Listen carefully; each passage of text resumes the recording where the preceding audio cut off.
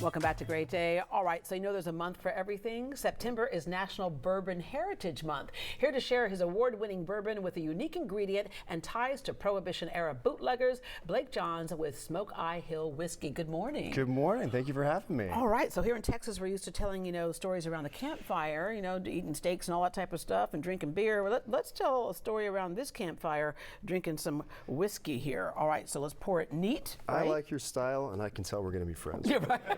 All right. Okay, so here when we say neat, that basically means just the spirit itself, right? Right. But here we have rocks.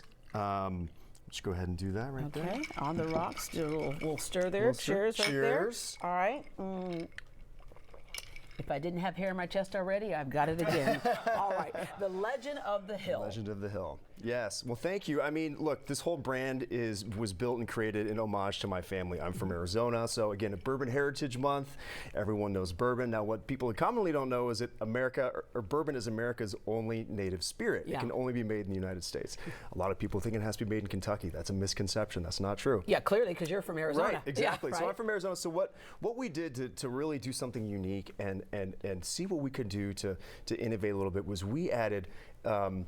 We had blue corn, which is maize, right? Right, exactly. And we have a wonderful award-winning 4-grain mash bill. Now bourbon is primarily made with yellow corn, rye, malted barley. We have that, but we also add in a little blue corn for additional flavor. The blue corn adds a really This is good. And when you say sip it, this is a good sip.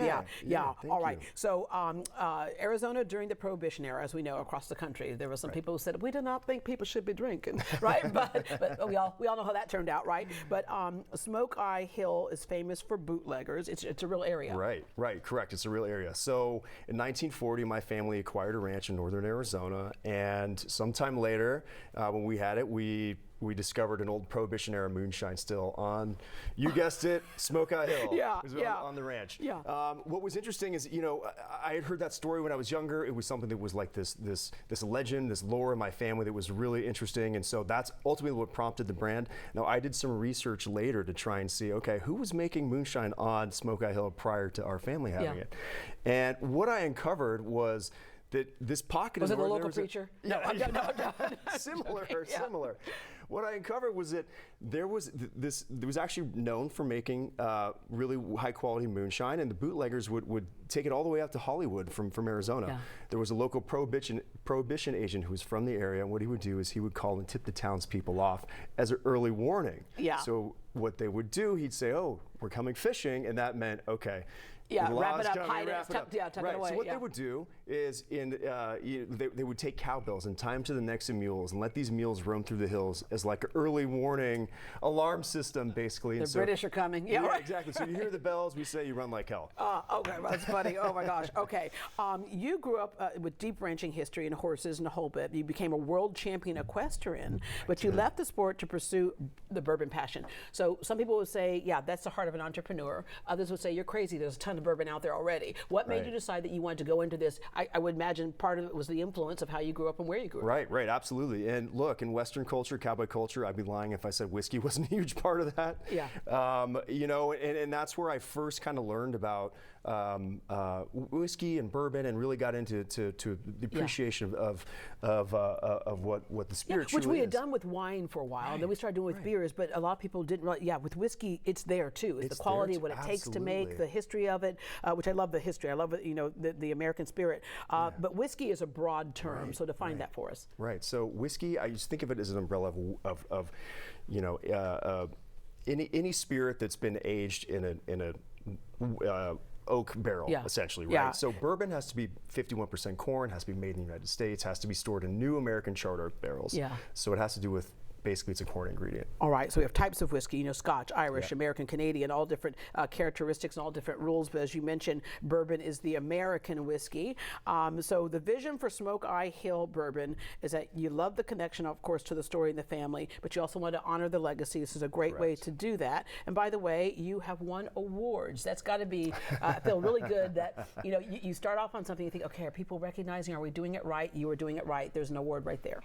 Thank you very much. Yes, it certainly validated what we were doing, what we were building. I started this company in 2018. We had to wait very patiently for at least 5 years before we finally launched this last year in mid-2024. Now, no one had known anything about Smokeye Hill. We entered one of the most prestigious bourbon awards, blind tasting competition, so nobody knew what it was. Right. And we ended up winning Best Small Batch Bourbon and coming out on top as Bourbon of the Year against some of the big, giant legacy brands. Bottles that sell for thousands of dollars, and yeah, it was really amazing. All right, so what we did is we said we poured it neat over some rocks, right? Yeah. Correct, So yes. yeah, so having it over rocks, but there's all kinds of ways to twist this. Absolutely.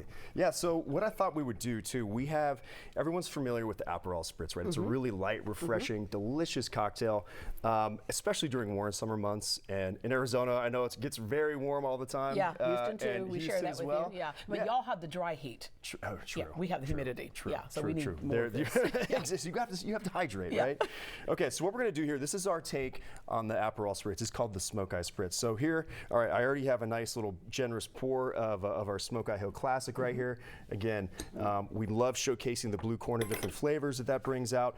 This is super simple to make, right? This is something that you have the ingredients at home. You don't have to do anything crazy and infuse rose hip for 2 weeks before to make some certain, you know what I mean? Okay, so what we're gonna do is it's again pretty easy 1-to-1 ratio. So I have about an ounce to ounce and a half of our Smokey Hill bourbon in there. I'm gonna add about another ounce of Aperol here. Now, you know what? You can also add a little bit more, just to your taste and preference. And then we're going to top it off with we'll top it off with a little bit of soda water. Now, you can also do Prosecco if that's something you want to do, which is really nice. And then what we'll do here too is you want about, I would say, like 0.7 ml of lemon juice. It really helps. 0.7 ml. Just do it. Just squeeze it for real quick. But you know what's great? Half of a lemon. Just squeeze it, and that's about all you need, right? It pretty much comes out to that.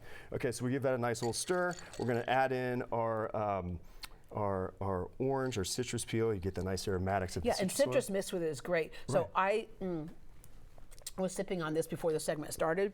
This is so good. You're right, nice and light. But there are some people who whiskey might be a bit much for them. You have to kind of learn to appreciate and sip it, right? Absolutely. But this is a way to break yourself in if you need to. I'm already broken in. Like I said, I already got my hair on my chest. But this is a great way to enjoy it, and it's just in a different way. You get variety out of this. Right.